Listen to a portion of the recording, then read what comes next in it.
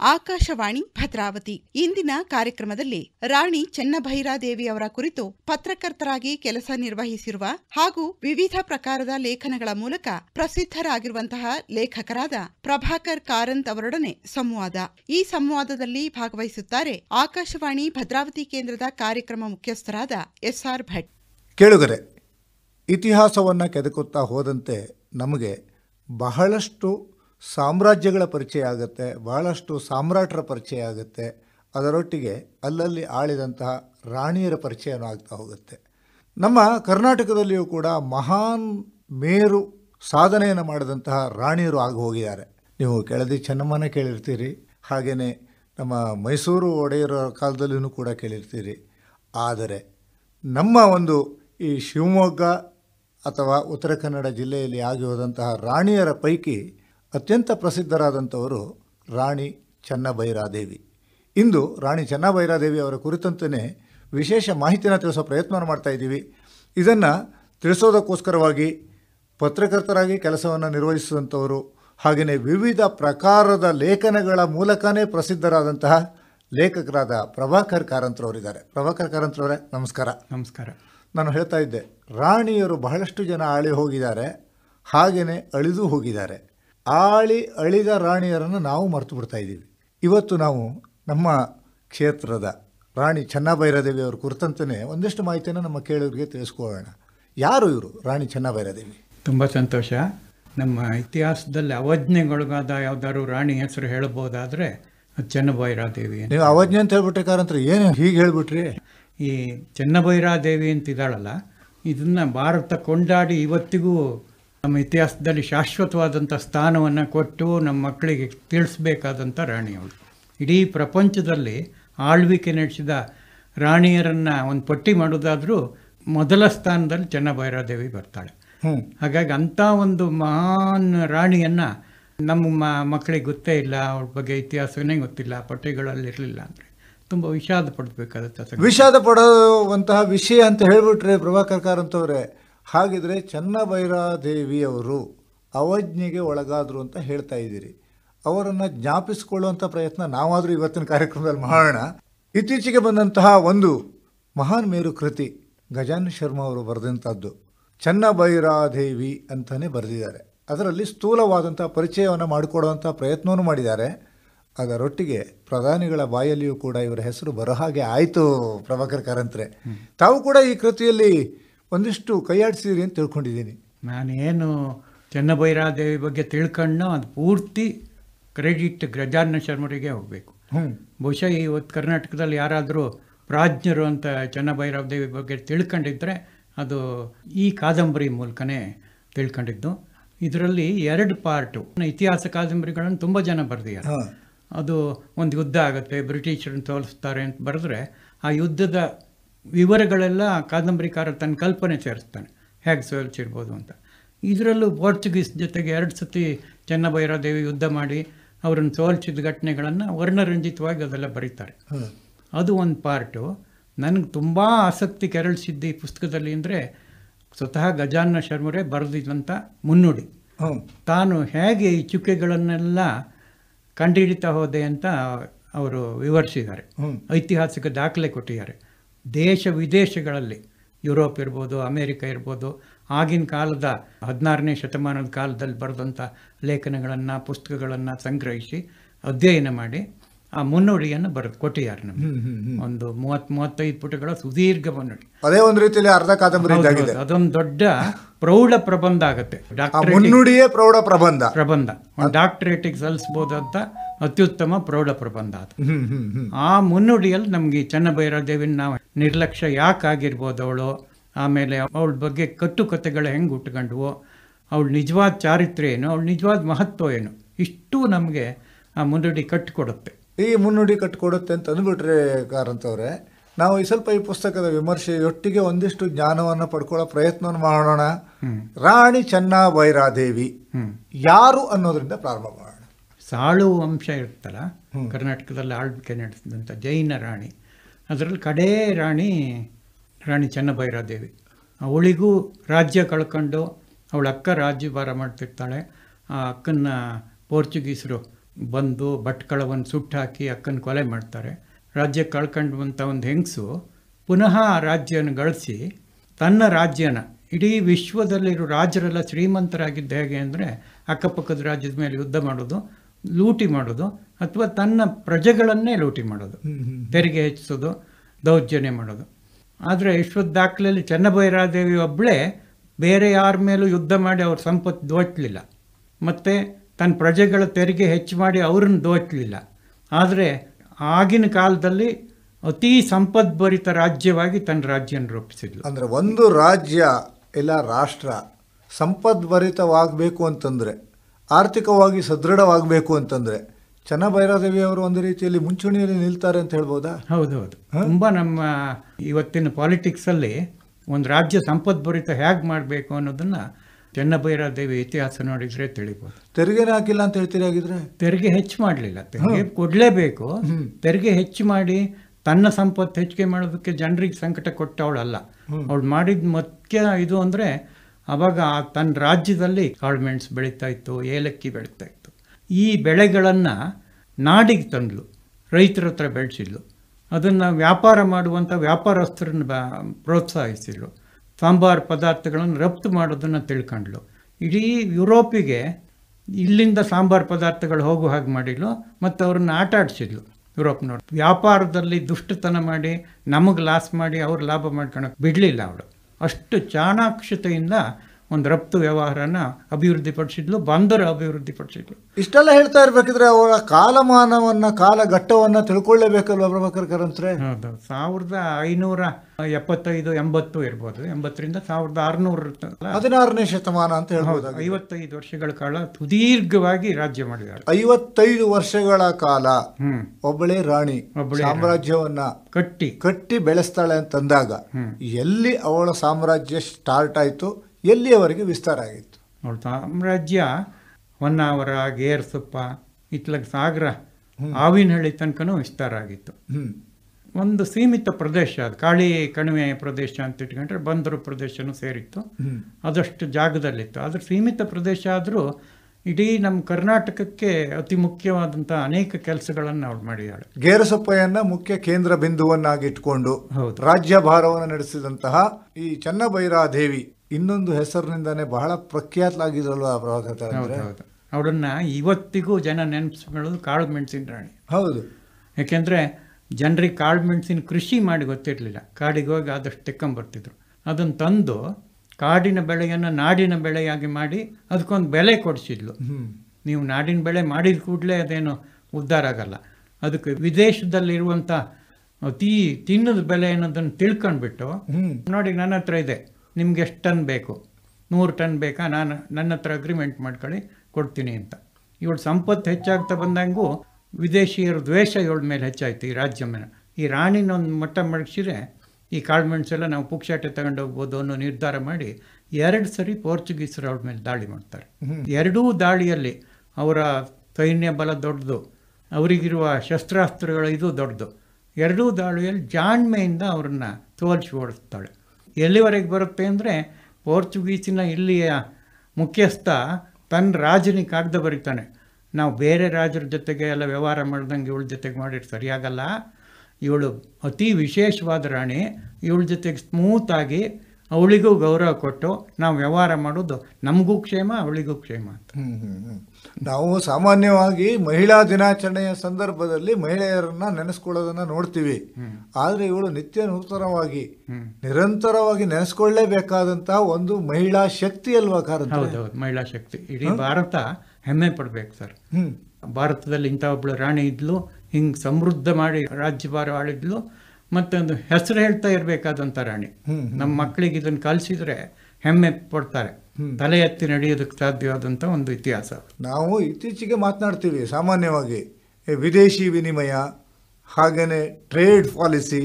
ಹಾಗಿದ್ರೆ 16ನೇ ಶತಮಾನದಲ್ಲಿ ಈ ಚೆನ್ನಭೈರಾದೇವಿ ಅಂದ್ರೆ ಕಾಳುಮೆಣಸಿನ ರಾಣಿ ಟ್ರೇಡ್ ಪಾಲಿಸಿಯನ್ನ ದೇಶಕ್ಕೆ ಕೊಟ್ಟಂತವಳು ಅಂತ ಹೇಳ್ಬೋದಲ್ವಾ? ಅದು ಇಂಟರ್ನ್ಯಾಷನಲ್ ಟ್ರೇಡ್ ಪಾಲಿಸಿ.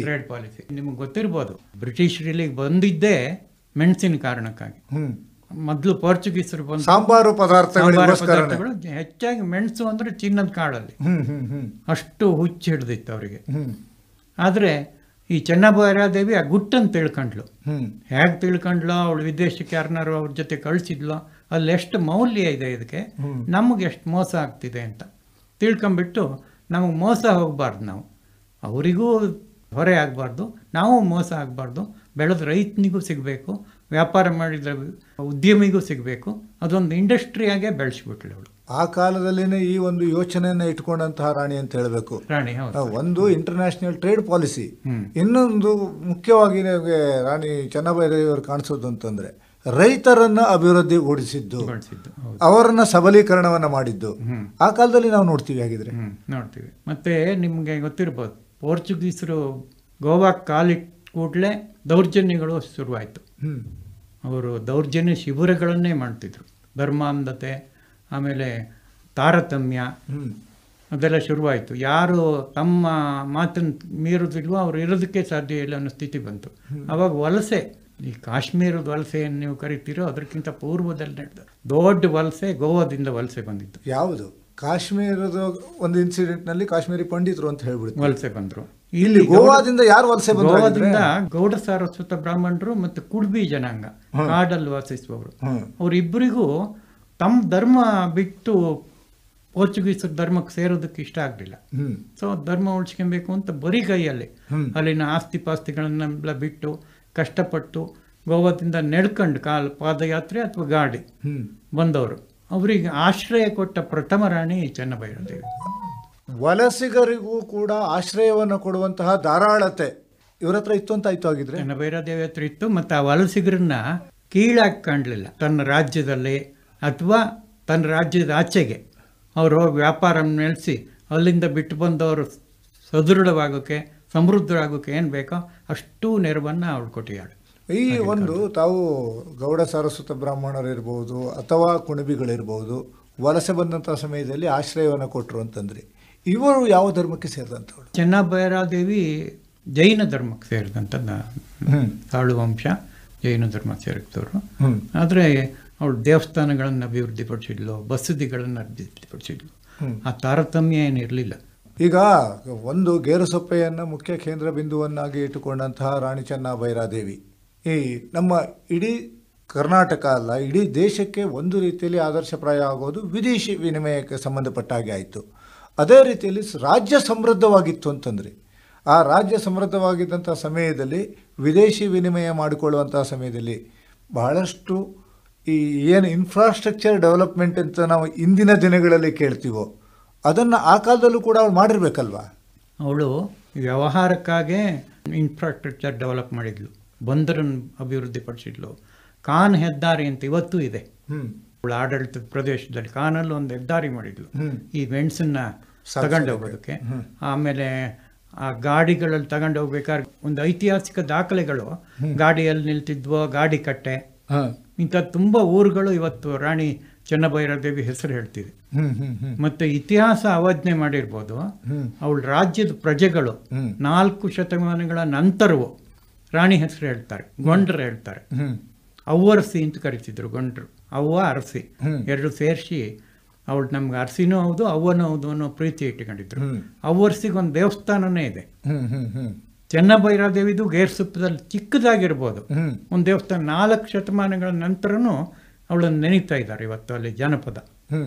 ಇಷ್ಟು ಪ್ರಭಾವ ಆ ಸೀಮಿತ ಪ್ರದೇಶದಲ್ಲಿ ಇದ್ದರೂ ಹೊರಗಡೆ ನಮ್ಮ ಇತಿಹಾಸಕಾರರ ಅವಳನ್ನು ಅವಜ್ಞೆ ಮಾಡಿದ್ದು ತುಂಬ ದುಃಖಕರ ಸಂಗತಿ. ಸಾಮಾನ್ಯವಾಗಿ ನಾವು ಬ್ರಿಟಿಷರ ವಿರುದ್ಧ ಹೋರಾಡಿದಂತಹ ಬಹಳಷ್ಟು ರಾಜರಾಣಿಯರ ಹೆಸರನ್ನು, ಅರಸರುಗಳ ಹೆಸರನ್ನು ಕೇಳ್ತೀವಿ. ಪೋರ್ಚುಗೀಸರ ವಿರುದ್ಧ ಹೋರಾಟ ಮಾಡಿದ್ದು ಕೂಡ ವಿದೇಶಿಗರ ವಿರುದ್ಧದ ಹೋರಾಟ ಆಗುತ್ತಲ್ಲ ಪ್ರಭಾಕರ್ ಅಂದ್ರೆ. ಸ್ವತಂತ್ರ ಹೋರಾಟಕ್ಕೆ ನಾಂದಿ ಆಡಿದವರು ಅಂತ ಅಬ್ಬಕ್ಕ ರಾಣಿ ಆಗಲಿ, ಚೆನ್ನಭೈರಾದೇವಿ ಆಗಲಿ ನಿಜವಾಗ್ಲೂ ವಿದೇಶಿಯರಿಂದ ಬಂದು ಇಲ್ಲ ಅವರ ಆಳ್ವಿಕೆ ಬಲವಾಗಿ ಗೋವಾದಲ್ಲಿ ಕೂತರು, ಇಡೀ ಪ್ರದೇಶ ಅವರ ಆಡಳಿತಕ್ಕೆ ಬಂದರೆ ಏನಾಗ್ಬೋದು ಅನ್ನೋ ಕಲ್ಪನೆ ಚೆನ್ನಭೈರಾದೇವಿಗಿತ್ತು. ಆದ್ದರಿಂದನೇ ಅವಳು ಪೋರ್ಚುಗೀಸರ ಜೊತೆಗೆ ವ್ಯವಹಾರ ಮಾಡಿದ್ಲು. ಆದರೆ ನಿಮ್ಮ ಬೇರೆ ಏನೂ ಇಲ್ಲಿ ನಡೆಯಕ್ಕೆ ಸಾಧ್ಯ ಇಲ್ಲ. ಆಡಳಿತ ನಮ್ಮ ಮೇಲೆ ತೋರಿಸ್ಬೇಡಿ, ಆಡಳಿತ ತೋರಿಸ್ಬೇಡಿ, ಅಧಿಕಾರ ತೋರಿಸ್ಬೇಡಿ, ನಿಮ್ಮ ಮತಾಂಧತೆ ಇಲ್ಲಿ ಬಿತ್ತಕ್ಕೆ ಅವಕಾಶ ಇಲ್ಲ, ನೀವು ಇಲ್ಲಿ ಎಂಟ್ರಾಗಬೇಕಾದ್ರೆ ಬರೀ ವ್ಯಾಪಾರಕ್ಕೆ, ಮತ್ತು ಬೇರೆ ಏನು ಮಾಡಿದ್ರು ನಿಮ್ಮನ್ನು ಓಡಿಸ್ತೀನಿ. ಮತ್ತು ಪೋರ್ಚುಗೀಸರು ಏಕೈಕ ಅವಳಿಗೆ ರಫ್ತು ಮಾಡುವ ಒಂದು ಇದಲ್ಲ, ಯುರೋಪ್ನ ಬೇರೆ ಬೇರೆ ರಾಷ್ಟ್ರಗಳಿಗೆ ಮೆಣಸು ಕಳ್ಸೋದು ಗೊತ್ತಿತ್ತು, ನೀವು ಅಲ್ದಿದ್ರೆ ಮತ್ತೊಬ್ಬರು. ನನ್ನ ಮೆಣಸು ನಮ್ಮ ಹತ್ರ ಬೆಲೆ ಇದೆ. ಹಾಗಿದ್ರೆ ಇಂತಹ ರಾಣಿ, ನೀವು ಆಗ್ಲಿಂದನೂ ಹೇಳ್ತಾ ಇದ್ರಿ ಅವಜ್ಞೆಗೊಳಗಾದ್ರು ಅಂತ, ನಮ್ಮ ಇತಿಹಾಸಕಾರರ ಕಣ್ಣಿಗೆ ಬೀಳಲೇ ಇಲ್ವಾ? ಇತಿಹಾಸಕಾರರ ಕಣ್ಣಿಗೆ ಬಿದ್ದಿದ್ದಾಳೆ. ಅವರು ಕೆಟ್ಟ ದೃಷ್ಟಿಲಿ ಅವಳನ್ನು ನೋಡಿದ್ದಾರೆ. ಈ ರಾಣಿ ಬಗ್ಗೆ ಪೀಟರ್ ಡೆಲಾವಿಲ್ಲೆ ಅಂತ ಒಬ್ಬ ಇಟಲಿಯ ಪ್ರವಾಸಿ ಬರ್ತಾನೆ. ರಾಣಿ ಸತ್ವಾಗಿ 17 ವರ್ಷಗಳ ನಂತರ ಬರ್ತಾನೆ. ಕೆಳದಿಯಲ್ಲಿ ಒಂದು 15 ದಿವಸ ಅವನು ಅತಿಥಿಯಾಗಿ ಉಳಿತಾನೆ. ಉಳಿದಾಗ ಒಂದು ಕಾಗದ ಬರೀತಾನೆ. ಆ ಕಾಗದದಲ್ಲಿ ಈ ಚೆನ್ನಭೈರಾದೇವಿ ಚಾರಿತ್ರ್ಯಹೀನಳು, ತನ್ನ ಅಂಗರಕ್ಷಕನ ಜೊತೆ ಅಕ್ರಮ ಸಂಬಂಧ ಇಟ್ಕೊಂಡಿದ್ಲು ಅಂತ ಒಂದು ಪದ ಸೇರಿಸ್ತಾನೆ. ಸೇರಿಸಿ ಅವನು ಕಾಗದ ಬರೆದಿದ್ದಾನೆ. ಆ ಕಾಗದವನ್ನೇ ಹಿಡ್ಕೊಂಡ್ಬಿಟ್ಟು ನಮ್ಮ ಇತಿಹಾಸಕಾರರು ಉದ್ದಕ್ಕೂ ಇವಳು ಅನೈತಿಕ ಸಂಬಂಧ ಇಟ್ಕೊಂಡ ರಾಣಿ ಅಂತ ಹೇಳ್ತಾ ಬಂದರು. ನಮ್ಮ ಕವಿಗಳು, ಕಾದಂಬರಿಕಾರರು ಎಲ್ಲ ಆ ದಾಖಲೆ ಇಟ್ಕೊಂಡ್ಬಿಟ್ಟು ಅವಳ ಬಗ್ಗೆ ಒಂದು ಕೆಟ್ಟ ದೃಷ್ಟಿ. ಎಲ್ಲಿವರೆಗೆ ಅಂದರೆ ಗೇರ್ಸುಪ್ಪೆ ಕೋಟೆ ಎದುರುಗಡೆ ಕೆಲವೇ ವರ್ಷಗಳ ಹಿಂದೆ ಒಂದು ಬೋರ್ಡ್ ಇತ್ತು. ಆ ಬೋರ್ಡಲ್ಲಿ ಈ ಚೆನ್ನಭೈರಾದೇವಿ ಅನೈತಿಕ ಸಂಬಂಧ ಇಟ್ಕೊಂಡಿದ್ರಿಂದ ಈ ಸಾಮ್ರಾಜ್ಯ ಪತನ ಆಯಿತು ಅಂತ ಬರೆದಿದ್ರು. ಇಷ್ಟು ನಮಗೆ, ಅದು ಕೂಡ ವಿದೇಶಿ ಒಬ್ಬ ಪ್ರವಾಸಿ ಬರೆದಂತಹ ಒಂದು ಪತ್ರ ದಾಖಲೆಯಾಗಿ ಉಳಿದು ಬಿಡುತ್ತೆ. ನಮ್ಗೆ ಅದೇ ಸಾಕಾಗತ್ತೆ. ಒಬ್ಬರನ್ನ, ಅದು ವಿಶೇಷವಾಗಿ ಯಾರು ಹೆಣ್ಣು ಮುಂದೆ ಬರ್ತಾಳೆ ಅಂದರೆ ಅವಳು ಚಾರಿತ್ರ್ಯ ಹನನ ಮಾಡೋದೇ ಒಂದು ಸಂಪ್ರದಾಯ, ಅತೀ ದೊಡ್ಡ ಶಿಕ್ಷೆ ಅವಳಿಗೆ. ಅದನ್ನ ಇಟ್ಕೊಂಡ್ಬಿಟ್ಟು ಇವಳು ಚಾರಿತ್ರ್ಯ ಹನನನ್ನ ಆ ಪೀಟರ್ ಡೆಲಾವಿಲ್ಲೆ ಮಾಡಿದ್ದು ಒಂದು ಕ್ಷಮೆ ಇಟ್ಕೊಳ್ಳೋಣ, ವಿದೇಶದವನು ಅವನಿಗೇನು ಗೊತ್ತಿಲ್ಲ ಅಂತ. ಅವ್ನು ಮಾಡೋದಕ್ಕೆ ಹೇಗೆ ಕಾರಣ ಬೇರೆ ಏನಾರು ಇರುತ್ತೆ. ಅವನಿಗೆ ಯಾರೋ ಅದನ್ನ ಒಂದು ಕಾಗದದಲ್ಲಿ ಇದು ಒಂದು ಸೇರಿಸು ಅಂತ ಹೇಳಿರ್ತಾರೆ. ಹೌದು. ಈ ಚೆನ್ನಭೈರಾದೇವಿ ಸತ್ತೋದು 17 ವರ್ಷದ ನಂತರ ಬರೋದು. ಅವಳು ರಾಜ್ಯದಲ್ಲಿ ಓಡಾಡೋದಿಲ್ಲ. ಅವಳು ಸೋಲಿಸಿ ಅವಳನ್ನ ತೆರೆ ಮನೇಲಿ ಇಟ್ಟು ಸಾಯಿಸಿದಂತ ಕೆಳದಿ ರಾಜ್ಯದ ಅತಿಥಿಯಾಗಿ ಆ ಕಾಗದ ಬರ್ದಿಯಾನೆ.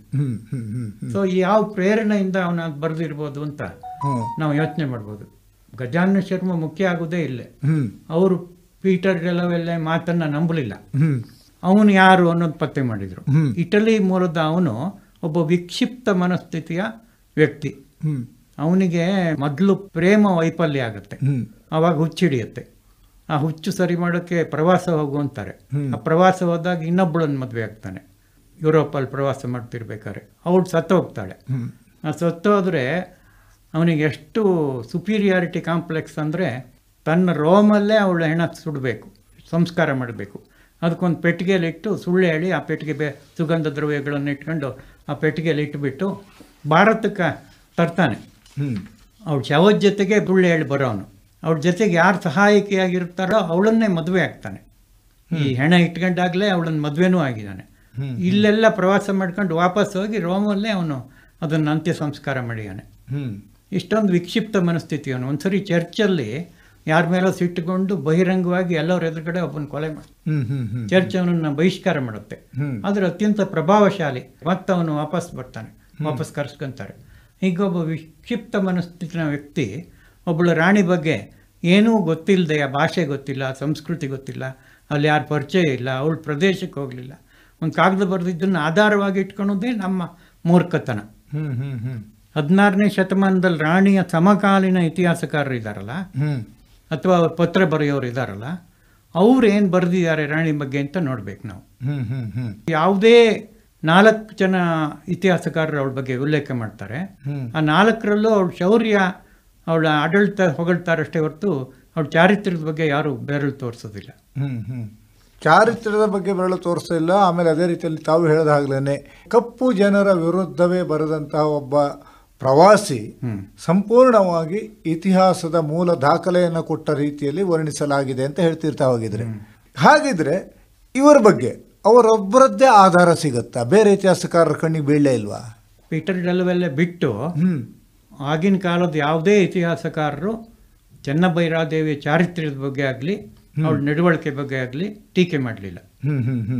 ಸಮಕಾಲೀನರು ಈ ಪೋರ್ಚುಗೀಸ್ ಆಡಳಿತದವರೇ, ಅವಳು 2 ಸತಿ ಅವಳಿಂದ ಸೋತಂತ ಪೋರ್ಚುಗೀಸರೇ ತನ್ನ ರಾಜ್ನಿಗೆ ಇವಳ ಜೊತೆಗೆ ಸರಿಯಾಗಿ ವ್ಯವಹರಿಸಬೇಕು ಅಂತ ಬರಿಬೇಕಾದ್ರೆ ಅವಳು ಎಷ್ಟು ಉನ್ನತ ಮಟ್ಟದಲ್ಲಿದ್ಲು. ಆಮೇಲೆ ಯಾರೇ ರಾಣಿ ಚಾರಿತ್ರ್ಯಹೀನಲಾದರೆ 55 ವರ್ಷ ಒಂದು ಆಡಳಿತ ನಡೆಸಿದಂಥ ರಾಣಿ, ಅವಳಿಗೆ ಈಗ 4 ಶತಮಾನಗಳ ನಂತರನೂ ಅವಳದ್ದೊಂದು ದೇವಸ್ಥಾನ ಜನಪದರು ಇಟ್ಕೊಂಡಿದ್ದಾರೆ ಅಂದರೆ ಆ ಥರ ಸಾಧ್ಯನೇ ಇಲ್ಲ. ಅದು ನಾವು ಸುಮ್ಮನೆ ಕಾಮನ್ ಸೆನ್ಸ್ ಇಟ್ಕೊಂಡು ಯೋಚನೆ ಮಾಡಿದ್ರು ರಾಣಿ ಚಾರಿತ್ರ್ಯದ ಬಗ್ಗೆ ನಮ್ಗೆ ಸಂಶಯ ಆಗೋದಿಲ್ಲ. ಆದರೆ ನಮ್ಮ ಸಾಹಿತಿಗಳಿಗೆ, ಅದು ನಂತರ ಬರೆದ ಕವಿಗಳಿಗೆ ಇದು ಯಾಕೆ ಇದು ತಲೆಗೆ ಹೋಗ್ಲಿಲ್ವೋ ಅದು ಅರ್ಥ ಆಗದೆ ಇರೋ ಸಂಗತಿ.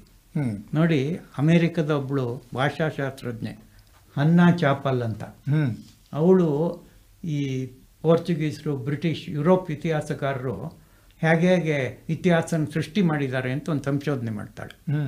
ಅವಳು ಬರೀತಾಳೆ, ಈ ಚೆನ್ನಭೈರಾದೇವಿ ಅಕ್ಕ ಚೆನ್ನಾದೇವಿ ಅಂತ, ಅವಳು ರಾಜ್ಯದ ಮೇಲೆ ಪೋರ್ಚುಗೀಸರು ಆಡಳಿತ ಮಾಡಿ ಆಕ್ರಮಣ ಮಾಡಿ ಬೆಂಕಿ ಹಚ್ಚಿ ಸುಟ್ಟಾಕಿರ್ತಾರೆ ಭಟ್ಕಳನ್ನು. ಆ ಭಟ್ಕಳ ಬೆಂಕಿ ಹಾಕಿ ಸುಟ್ಟ ಬಗ್ಗೆ ಆ ಸಮಕಾಲೀನ 4 ಜನ ಇತಿಹಾಸಕಾರರು ಘಟನೆಗಳನ್ನು ಬರೆದಿದ್ದಾರೆ. ಒಬ್ರಿಗೂ ಈ ಚೆನ್ನಾದೇವಿನ ಚೆನ್ನಭೈರಾದೇವಿ ಅನ್ನೋ ರಾಣಿ ಹೆಸರೇ ಗೊತ್ತಿಲ್ಲ, ಉಲ್ಲೇಖ ಮಾಡಬೇಕು ಅಂತಲೂ ಇಲ್ಲ. ಎಲ್ಲಿ ಘಟನೆ ನಡೆದ, ಒಬ್ಬ ಹೊನ್ನಾವರದಲ್ಲಿ ಅಂತಾನೆ, ಮತ್ತೊಬ್ಬ ಬೇರೆ ಕಡೆಯಲ್ಲಿ ತೋರಿಸ್ತಾನೆ.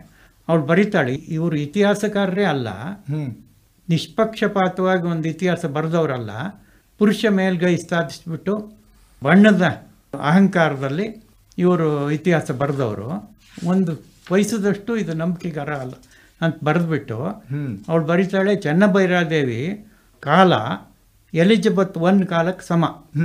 ಅವರಿಬ್ಬರೂ ಸಹ ಕಂಪೇರ್ ಮಾಡಿದರೆ ಚೆನ್ನಭೈರಾದೇವಿ ಸರಿಮಿಗಿಲಾಗಿದ್ಲು ಅವಳಿಗೆ ಅಂತ ಬರೀತಾರೆ. ನಾವು ವಿದೇಶಿಯ ರಾಣಿಯರ ಬಗ್ಗೆ ಭಾಳ ತಿಳ್ಕೋತೀವಿ ಪ್ರಭಾಕರ್ ಕಾರಂತ್ರೆ. ನಮ್ಮ ಅಲ್ಲಿ ಆಳೆ ಹೋದಂತಹ ಕೆಳದಿ ಚೆನ್ನಮ್ಮ ಇರ್ಬೋದು, ರಾಣಿ ಅಬ್ಬಕ್ಕ ಇರ್ಬೋದು, ಅದೇ ರೀತಿಯಲ್ಲಿ ಝಾನ್ಸಿ ರಾಣಿ ಲಕ್ಷ್ಮೀಬಾಯಿ ಇರ್ಬೋದು. ಇವ್ರ ಬಗ್ಗೆ ಇನ್ನ ಹೆಚ್ಚಿನ ಆಸಕ್ತಿನ ವಿದೇಶಿ ರಾಣಿಯರ ಬಗ್ಗೆ ತೋರಿಸ್ತೀವಿ ಅಂತ ಅನ್ಸುತ್ತಾ ಇಲ್ಲ ಆದ್ರೂ. ಹೌದು, ಈ ಎಲಿಜಬೆತ್ ಫಸ್ಟಿಗೆ ಇವತ್ತು ಪ್ರಪಂಚ ಕೊಂಡಾಡುವಾಗ ಬ್ರಿಟಿಷರು ಅವಳನ್ನ ಹೊಗಳಬೇಕು ಅವರು. ಹೌದು, ತಮ್ಮ ರಾಣಿ ಬಗ್ಗೆ ಹೆಮ್ಮೆ. ಅವಳ ಬಗ್ಗೆನೂ ಕ್ಯಾರೆಕ್ಟರ್ ಸರಿ ಇಲ್ಲ ಅಂತ ಕೆಲವರು ಆ ಕಾಲದಲ್ಲಿ ಹೇಳಿದ್ರು. ತುಂಬಾ ಆತಂಕಗಳು ಅವಳಿಗೂ ಬಂದಿತ್ತು. ಅದನ್ನೆಲ್ಲ ಬಿಟ್ಟು ಆ ರಾಣಿ ಆಡಳಿತದ ವೈಭವವನ್ನು ಇವತ್ತು ನೆನ್ಪಿಟ್ಕೊಂಡಿದ್ದಾರೆ, ಇವತ್ತು ಮೆರೆಸ್ತಿದ್ದಾರೆ. ಅವಳಿಗಿಂತ ಮಿಗಿಲಾದವಳು ಚೆನ್ನಭೈರಾದೇವಿ ಅಂತ ಅಮೇರಿಕದ ಮೂಲದ ಒಬ್ಬೊಬ್ಬಳು ಭಾಷಾಶಾಸ್ತ್ರಜ್ಞೆ ಅಧ್ಯಯನ ಮಾಡಿ ಹೇಳಿದ್ದವಳನ್ನ ನಾವು ಎಷ್ಟು ಕೊಂಡಾಡ. ಎಲ್ಲ ನಾವು ಒಂದು ಯಾಕೆ ವಿದೇಶಿಗರ ಬಗ್ಗೆನೇ ಎಡತಾಕಬೇಕು ಕಾರಂತ್ರೆ? ನಮ್ಮಲ್ಲಿ ಇಲ್ವಾ ಆಗಿದ್ರೆ ಇತಿಹಾಸಕಾರರು? ಅಲ್ಲ, ನಮಗೆ ಹೆಚ್ಚಾಗಿ ಬ್ರಿಟಿಷ್ ಆಳ್ವಿಕೆ ನಂತರ ನಮ್ಮ ಮನಸ್ಸು ಅಮೇರಿಕದವಳೋ ಯುರೋಪ್ನವರೋ ಯಾರು ಹೇಳಿದ್ರೆ ಅದು ಸತ್ಯ ಅನ್ನೋ ಒಪ್ಪುಗಳ ಸ್ಥಿತಿಗೆ ಬಂದಿದೆ. ಅದಕ್ಕಾಗಿ ನಾನು ಅಮೇರಿಕದವರು ಹೇಳಿದಾರಪ್ಪ, ಯುರೋಪ್ನಲ್ಲಿ ಬರೆದವರು ರಾಣಿ ಚಾರಿತ್ರ್ಯದ ಬಗ್ಗೆ ಪೀಟರ್ ಡೆಲಾವೆಲ್ಲ ಬಿಟ್ಟು ಬೇರೆ ಯಾರು ಅವಳ ಬಗ್ಗೆ ಅಪ್ಪನುಡಿಗಳನ್ನು ಬರೀಲಿಲ್ಲ, ಅವ್ರದ್ದು ಒಂದು ಸಾಕ್ಷಿ ಇದೆ ಅಂತ ಕೊಡ್ತಾ ಇದ್ದೀನಿ. ಅಂದರೆ ನಮ್ಮ ಇತಿಹಾಸಕಾರರು ವೈಭವೀಕರಿಸದೇ ಇದ್ರೂ ಕೂಡ ವಿದೇಶಿ ಇತಿಹಾಸಕಾರರು ಇಂತಹ ರಾಣಿ ಇದ್ರು ಅನ್ನೋದನ್ನ ಸರ್ಟಿಫೈ ಮಾಡಿದ್ದಾರೆ. ಆದರೆ ರಾಣಿ ಚೆನ್ನಭೈರಾದೇವಿಯವರ ಘಟನೆಯನ್ನು ಮೆಲುಕು ಹಾಕ್ತಾ ಹೋದಂಥ ಸಮಯದಲ್ಲಿ 1542 ಘಟನೆ ಬಹಳ ಪ್ರಮುಖ ಅಂತ ಅನ್ಸುತ್ತಲ್ವ ಪ್ರಭಾಕರ್ ಕಾರಂತ್ರೆ? ಅದೇ ಭಟ್ಕಳದ ಮೇಲೆ ಚೆನ್ನಭೈರಾದೇವಿ ಅಕ್ಕ ಅದು ಚೆನ್ನಾದೇವಿ ಅಂತ, ಅವಳ ರಾಜ್ಯ ಇತ್ತು, ಅವಳು ರಾಣಿ ಆಗಿದ್ಲು. ಭಟ್ಕಳದ ಮೇಲೆ 42ರಲ್ಲಿ ದಾಳಿ ಮಾಡಿಬಿಟ್ಟು ಭಟ್ಕಳ ಸುಟ್ಟಾಕಿ ಅವಳನ್ನು ಕೊಲೆ ಮಾಡ್ತಾರೆ. ಅವಾಗಿನ್ನೂ ಚಿಕ್ಕವಳು ಚೆನ್ನಭೈರಾದೇವಿ, ರಾಜ್ಯ ವಿಹೀನ ಆಗತ್ತೆ. ಇದು ಅವಳ ಮನಸ್ಸಲ್ಲಿ ಕೂತಿರುತ್ತೆ, ತನ್ನ ರಾಜ್ಯವನ್ನು ಕಸ್ಕೊಂಡವರು, ತನ್ನ ಅಕ್ಕನ ಕೊಲೆ ಮಾಡಿದವರು ಪೋರ್ಚುಗೀಸರು ಅಂತ. ಅವಳು ರಾಜ್ಯ ಕಟ್ಟಿದ್ದೇ ಅದಕ್ಕಾಗಿ. ಭಟ್ಕಳದ ರಾಣಿಯಾಗಿ ಚೆನ್ನಭೈರಾದೇವಿಯವರ ಅಕ್ಕ ಆಡಳಿತ ನಡೆಸ್ತಾ ಇದ್ರು. ಆ ಸಮಯದಲ್ಲಿ ಪೋರ್ಚುಗೀಸರು ಅಲ್ಲಿ ದಾಳಿ ಮಾಡಿ ಅವರನ್ನ ಕೊಲ್ಲೋದಕ್ಕೆ ಕಾರಣ ಏನಿತ್ತು? 1542ರಲ್ಲಿ ಭಟ್ಕಳದ ರಾಣಿ ಮೇಲೆ ಷರತ್ತು ವಿಧಿಸ್ತಾರೆ ಪೋರ್ಚುಗೀಸರು. ನೀನು ನಮ್ಮ ಜೊತೆಗೆ ವ್ಯವಹಾರ ಮಾಡಬೇಕು, ನಮ್ಮ ಹತ್ರ ಪರವಾನಗಿ ಕಾರ್ಟೇಜ್ ತಗೊಂಡು ಯಾರಿದ್ದಾರೋ ಅವ್ರ ಜೊತೆಗೆ ಮಾತ್ರ ವ್ಯವಹಾರ ಮಾಡಬೇಕು, ವಿಶೇಷವಾಗಿ ಮುಸ್ಲಿಮರ ಜೊತೆಗೆ ವ್ಯವಹಾರ ಮಾಡಬಾರ್ದು ಅನ್ನೋ ಷರತ್ತು ವಿಧಿಸ್ತಾರೆ. ಅದನ್ನು ನಿರಾಕರಿಸ್ತಾಳೆ ಅವಳು. ಆವಾಗ ಅವಳ ಮೇಲೆ ದಾಳಿ ಮಾಡ್ತಾರೆ. ಅಂದರೆ ಆ ಸಮಯದಲ್ಲಿ ಮಹಮ್ಮದೀಯರ ಹಡಗುಗಳಿಗೆ ಭಟ್ಕಳದಲ್ಲಿ ಆಶ್ರಯ ಕೊಟ್ಟಂತ ಸಮಯದಲ್ಲಿ ಅವರಿಗೆ ಆಶ್ರಯ ಕೊಡಬಾರ್ದು ಅಂತ ಹೇಳ್ಬಿಟ್ಟು ಪೋರ್ಚುಗೀಸರು ಇವರ ಮೇಲೆ ದಾಳಿ ಮಾಡ್ತಾರೆ. ಹೌದು, ಇಡೀ ವ್ಯವಹಾರ ತಮ್ಮ ಕೈಲಿ ಇಟ್ಕೊಬೇಕು ಅಂತಷ್ಟೇ ಪೋರ್ಚುಗೀಸರ ಉದ್ದೇಶ. ಮತ್ತು ಧರ್ಮದ ಪಿತ್ತನೂ ಇರುತ್ತೆ ಅವರಿಗೆ. ಆ ಕಾರಣಕ್ಕಾಗಿ ತಾವು ಹೇಳಿದ್ದೆಲ್ಲರೂ ಕೇಳಬೇಕು, ಮುಸ್ಲಿಂ ವ್ಯಾಪಾರಿಗಳು ವ್ಯಾಪಾರ ಮಾಡಲೇಬಾರ್ದು. ಅದೇ ಸಮಯದಲ್ಲಿ 1542ರಲ್ಲಿ ಭಟ್ಕಳವನ್ನು ಸುಟ್ಟು ಹಾಕ್ತಾರೆ ಅಂತ ಒಂದು ಕಡೆಯಲ್ಲಿ ಪ್ರಸ್ತಾಪ ಇದೆ ಈ ಒಂದು ಪುಸ್ತಕದಲ್ಲಿ. ಅಲ್ಲ, ಅದು ಐತಿಹಾಸಿಕ ಸತ್ಯ, ಎಲ್ಲರೂ ಒಪ್ಪು ಸತ್ಯ. ಅದಾದ್ರ ಮೇಲೆ ಒಂದು ಸುಟ್ಟು ಹೋದ ಸಾಮ್ರಾಜ್ಯನ ವಾಪಸ್ ಕಟ್ಟೋದು. ಸುಟ್ಟು ಹೋದ ಸಾಮ್ರಾಜ್ಯವನ್ನು ವಾಪಸ್ ಕಟ್ಟೋದಕ್ಕೆ ರಾಣಿ ಚೆನ್ನಭೈರಾದೇವಿ ಬಹಳ ಒಂದು ಪ್ರಮುಖ ಪಾತ್ರವನ್ನು ವಹಿಸ್ತಾರೆ. ಅದೇ ರೀತಿಯಲ್ಲಿ ಇವರ ಸಾಮ್ರಾಜ್ಯದ ಅಡಿಯಲ್ಲಿ ಭಟ್ಕಳದ ಬಂದರನ್ನು ಅಭಿವೃದ್ಧಿಪಡಿಸ್ತಾರೆ, ಹೊನ್ನಾವರದ ಬಂದರನ್ನು ಕೂಡ ಅಭಿವೃದ್ಧಿಪಡಿಸ್ತಾರೆ. ಇದರೊಟ್ಟಿಗೆ ಇಂಟರ್ನ್ಯಾಷನಲ್ ಟ್ರೇಡನ್ನು ಡೆವಲಪ್ ಮಾಡಿದ್ದು ನಾವು 16ನೇ ಶತಮಾನದಲ್ಲಿ ನೋಡ್ತೀವಿ ಪ್ರಭಾಕರ್ ಕಾರಂತರೆ.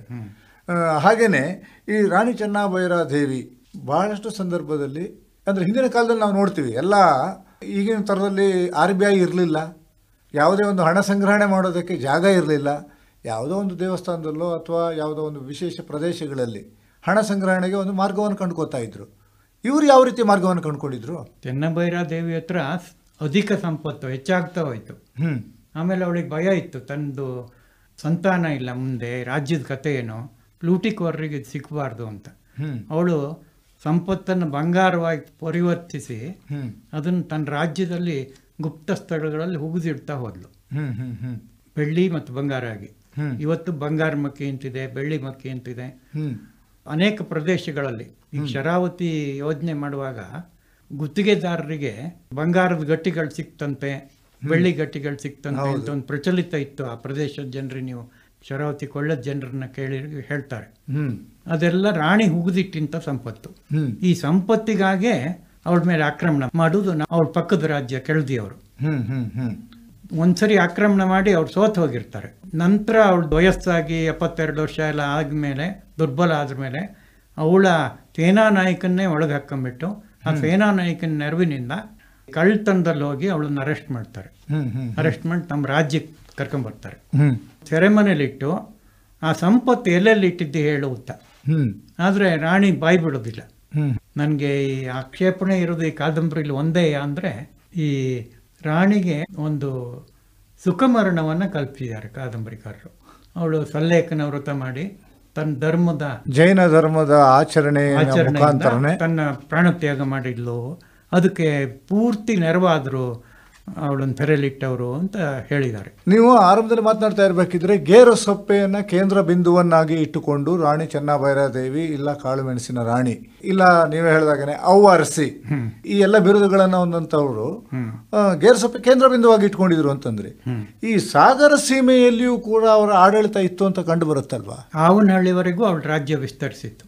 ಸಾಗರ ಸೀಮೆಯಲ್ಲಿ ನಿಮ್ಮ ನಗಿರೆ ಸೀಮೆಯಲ್ಲೂ ಇತ್ತು ಅಂತ ಬರುತ್ತೆ. ನಗಿರೆ ಸೀಮೆ ದೊಡ್ಡ ಬಸದಿ, ನಗಿರೆ ಬಸದಿ ಪುನರುತ್ಥಾನ ಮಾಡಿರ್ತಾಳೆ ಅವಳು. ಅಂದ್ರೆ ಒಂದು ರೀತಿಯಲ್ಲಿ ಈ ನಮ್ಮ ಹೊನ್ನಾವರ ಸೀಮೆ ಇರ್ಬೋದು, ಭಟ್ಗಳ ಸೀಮೆ ಇರ್ಬೋದು, ಗೇರುಸೊಪ್ಪೆ ಸೀಮೆ ಇರ್ಬೋದು, ಸಾಗರ ಸೀಮೆ, ನಗಿಲೆ ಸೀಮೆ, ಹೀಗೆ ಹಲವಾರು ಸೀಮಾ ಪ್ರದೇಶಗಳನ್ನ ಇಟ್ಕೊಂಡು ಆಡಳಿತವನ್ನ ನಡೆಸೋದ್ರೊಟ್ಟಿಗೆ ಸಾಮ್ರಾಜ್ಯವನ್ನ ಸಂಪದ್ಭರಿತವಾಗಿಯೂ ಕೂಡ ಮಾಡಿದಂಥವಳು ರಾಣಿ ಚೆನ್ನಭೈರಾದೇವಿ.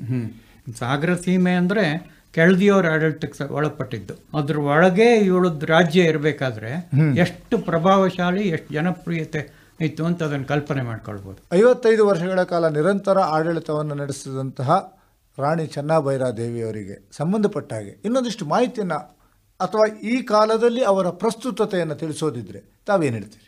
ಈ ಕಾಲಕ್ಕೆ ಪ್ರಸ್ತುತ ಮಾಡಿದ್ದು ಕೀರ್ತಿ ಗಜಾನನ ಶರ್ಮರಿಗೆ ಬರಬೇಕು. ಈ ಕಾದಂಬರಿ ಒಂದು ಸಂಚಲನ ಸೃಷ್ಟಿ ಮಾಡಿಬಿಡ್ತು. ರಾಣಿಯ ಪುತ್ಥಳಿ ಕೆಸರಲ್ಲಿ ಮೆತ್ಕೊಂಡಿದ್ದನ್ನು ತೆಗೆದು ಹೊಳೆಯುವಂತೆ ಮಾಡಿದ ಕೀರ್ತಿ ಈ ಕಾದಂಬರಿಗೆ ಸಲ್ಲತ್ತೆ. ಇದರಿಂದ ಏನಾಯಿತು ಅಂದರೆ, ಒಂದು ಸೀಮಿತ ಪ್ರದೇಶದಲ್ಲಾರು ಅವಳ ಬಗ್ಗೆ ಜಾಗೃತಿ ಆಯಿತು. ನಿಮ್ಗೆ ಗೊತ್ತಿರ್ಬೋದು, ಪಠ್ಯ ಪುಸ್ತಕದಲ್ಲಿ ಚೆನ್ನಭೈರಾದೇವಿ ಪ್ರಪ್ರಥಮ ಬಾರಿಗೆ ಸೇರ್ಪಡೆ ಆದ್ಲು. ಅವಳದ್ದೊಂದು ಥೀಮ್ ಪಾರ್ಕ್ ಗೇರ್ಸೊಪ್ಪೆ ಎಲ್ಲ ಆಗ್ತಾ ಇದೆ. ಚೆನ್ನಭೈರಾದೇವಿಯ ಕತೆ ಇಟ್ಕೊಂಡ್ಬಿಟ್ಟು ಯಕ್ಷಗಾನ ತಾಳ್ಮದ್ಲೆ ಕೆಲವರು ಮಾಡಿ ಜನಪದರಲ್ಲಿ ಈಗ ಉಳಿಸೋ ಕೆಲಸ ಮಾಡ್ತಿದ್ದಾರೆ. ಮುಂದೆ ಯಕ್ಷಗಾನಕ್ಕೆ ಹೋಗ್ಬೋದು, ನಾಟಕಗಳಾಗ್ಬೋದು, ಪ್ರಯತ್ನ ನಡೀತಿದೆ. ಸಿನಿಮಾ ಆಗಬೇಕು ಅಂತ ಒಂದು ಪ್ರಯತ್ನ ನಡೀತಿದೆ. 3-4 ಶತಮಾನ ಮರ್ತರೂ ಸಹ ಮತ್ತೊಂದು ಸರಿ ಉಜ್ವಲವಾಗಿ ಚೆನ್ನಭೈರಾದೇವಿ ಹೆಸರು ಪ್ರಜ್ವಲಿಸುತ್ತೆ ದೇಶದಲ್ಲಿ ಅನ್ನೋದಕ್ಕೆ ಯಾವುದೇ ಅನುಮಾನ ಇಲ್ಲ. ಒಟ್ಟಿನಲ್ಲಿ ಬಂದರುಗಳ ಅಭಿವೃದ್ಧಿ, ವ್ಯಾಪಾರಗಳ ಅಭಿವೃದ್ಧಿ ಹಾಗೂ ವಿದೇಶಿಗರನ್ನ ಹಿಮ್ಮೆಟ್ಟಿಸುವಂತಹ ಖ್ಯಾತಿ ಮತ್ತು ಸಾಮಾನ್ಯ ರಾಜ್ಯವನ್ನು ಕೂಡ ಸಂಪದ್ಭರಿತ ರಾಜ್ಯವನ್ನಾಗಿ ಮಾಡುವಂತಹ ಕಲೆ, ನಮ್ಮ ವ್ಯಾಪಾರವನ್ನು ಹೇಗೆ ಅಭಿವೃದ್ಧಿಪಡಿಸ್ಕೋಬೋದು ಅನ್ನುವಂತಹ ಕಲೆ, ಇದನ್ನೆಲ್ಲವನ್ನು ತಿಳಿದಂತಹ ಮಹಾನ್ ರಾಣಿ, ಕಾಳು ಮೆಣಸಿನ ರಾಣಿ, ಅವ್ವರ್ಸಿ, ಹಾಗೆಯೇ ರಾಣಿ ಚೆನ್ನಭೈರಾದೇವಿ, ನಗಿರೆಯ ರಾಣಿ, ಹೀಗೆ ಹಲವು ಹೆಸರುಗಳಿಂದ ಕರೆಸಿಕೊಂಡು ಇಂದಿಗೂ ಪ್ರಖ್ಯಾತಿಯನ್ನು ಹೊಂದಿದ್ರೂ ಕೂಡ ನಾವೆಲ್ಲೋ ಒಂದು ಕಡೆಯಲ್ಲಿ ಇವರ ಬಗ್ಗೆ ತಿಳ್ಕೊಳ್ಳೋ ಪ್ರಯತ್ನವನ್ನು ಕಡಿಮೆ ಮಾಡಿದ್ದೀವಿ ಅಂತ ಅನಿಸುತ್ತೆ. ಇವರನ್ನ ತಿಳ್ಕೊಳ್ಳುವಂಥ ಪ್ರಯತ್ನವನ್ನು ನಮ್ಮ ಇತಿಹಾಸಕಾರರು ಮಾಡಬೇಕು. ನೀವು ಕೂಡ ಇಂಥವ್ರನ್ನ ಪ್ರಸಿದ್ಧಿಗೆ ತರೋ ಪ್ರಯತ್ನವನ್ನು ಮಾಡಬೇಕಲ್ವಾ? ಹೌದು, ಇದು ಎಲ್ಲರ ಜವಾಬ್ದಾರಿ ಇದೆ. ಯಾಕೆಂದರೆ ಹಳತ್ತನ್ನು ಮರೆತು ಹೊಸ್ತನ್ನು ಕಟ್ಟೋದಕ್ಕಾಗೋದಿಲ್ಲ. ಇದೆಲ್ಲ ಹೆಮ್ಮೆಯ ಇತಿಹಾಸ. ನಾವು ತಲೆ ಎತ್ತಿ ನಿಲ್ಬೋದು ಪ್ರಪಂಚದಲ್ಲಿ. ಅಂಥ ಒಬ್ಬಳು ರಾಣಿ ಇಡೀ ಜಗತ್ತಲ್ಲಿ ಇಂಥದ್ದೊಂದು ಮತ್ತೊಬ್ಬಳು ರಾಣಿನ ತೋರಿಸೋದಕ್ಕಾಗೋದಿಲ್ಲ. ಈ ಇತಿಹಾಸವನ್ನು ಮೇಲೆ ತಂದಷ್ಟು ನಮ್ಮ ಹಿತದೃಷ್ಟಿಲೇ ಒಳ್ಳೆಯದು. ಹೌದು, ನಮ್ಮ ಆತ್ಮಸ್ಥೈರ್ಯ ಹೆಚ್ಚಾಗೋದಕ್ಕೆ ಇದು ಒಳ್ಳೆಯದು. ಆ ಕಾಲ ಬಂದಿದೆ ಅಂತ ನಾವು ಈಗ ಈ ಒಂದು ಡಾಕ್ಟರ್ ಗಜಾನನ ಶರ್ಮಾ ಅವರು ಬರೆದಂತಹ ಒಂದು ರಾಣಿ ಚೆನ್ನಭೈರಾದೇವಿಯ ಪುಸ್ತಕ ಅಂದರೆ ಕಾದಂಬರಿಯನ್ನು ಓದ್ತಾ ಹೋದಾಗೆ ಒಂದಿಷ್ಟು ತಿಳ್ಕೊಳ್ಳೋದಕ್ಕೆ ಸಾಧ್ಯ ಇದೆ. ಇದರ ಅಲ್ಪ ವಿಮರ್ಶೆಯನ್ನು ಮಾಡೋದಕ್ಕೆ ನಮ್ಮ ಇಂದಿನ ಕಾರ್ಯಕ್ರಮದಲ್ಲಿ ಸಾಧ್ಯ ಆಯಿತು. ಪ್ರಭಾಕರ್ ಕಾರಂತರೆ, ನೀವು ಬಹಳ ಸಾಮಾಜಿಕ ಚಳುವಳಿಯಲ್ಲೂ ತೊಡಗಿದ್ದೀರಿ. ಈ ರಾಣಿ ಚೆನ್ನಭೈರಾದೇವಿಯವರ ಬಗ್ಗೆ ನಮ್ಮ ಒಂದು ರೀತಿಯಲ್ಲಿ ಮಲೆನಾಡಿನ ಹೆಮ್ಮೆ ಅಂತಲೂ ಹೇಳಬೇಕು, ಕರಾವಳಿಯ ಹೆಮ್ಮೆ ಅಂತಲೂ ಹೇಳಬೇಕು. ಇವರನ್ನು ಪ್ರಸಿದ್ಧಿಗೆ ತರುವ ಪ್ರಯತ್ನವನ್ನು ಇನ್ನು ಮುಂದಾದರೂ ಮಾಡೋಣ ಎನ್ನುವ ಆಶಯದೊಂದಿಗೆ ನಮಸ್ಕಾರ, ಧನ್ಯವಾದ. ನಮಸ್ಕಾರ. ಇದುವರೆಗೂ ರಾಣಿ ಚೆನ್ನಭೈರಾದೇವಿ ಅವರ ಕುರಿತು ಪತ್ರಕರ್ತರಾಗಿ ಕೆಲಸ ನಿರ್ವಹಿಸಿರುವ ಹಾಗೂ ವಿವಿಧ ಪ್ರಕಾರದ ಲೇಖನಗಳ ಮೂಲಕ ಪ್ರಸಿದ್ಧರಾಗಿರುವಂತಹ ಲೇಖಕರಾದ ಪ್ರಭಾಕರ್ ಕಾರಂತ್ ಅವರೊಡನೆ ಸಂವಾದ ಕೇಳಿದಿರಿ. ಇವರೊಂದಿಗೆ ಈ ಸಂವಾದದಲ್ಲಿ ಪಾಲ್ಗೊಂಡವರು ಆಕಾಶವಾಣಿ ಭದ್ರಾವತಿ ಕೇಂದ್ರದ ಕಾರ್ಯಕ್ರಮ ಮುಖ್ಯಸ್ಥರಾದ SR ಭಟ್.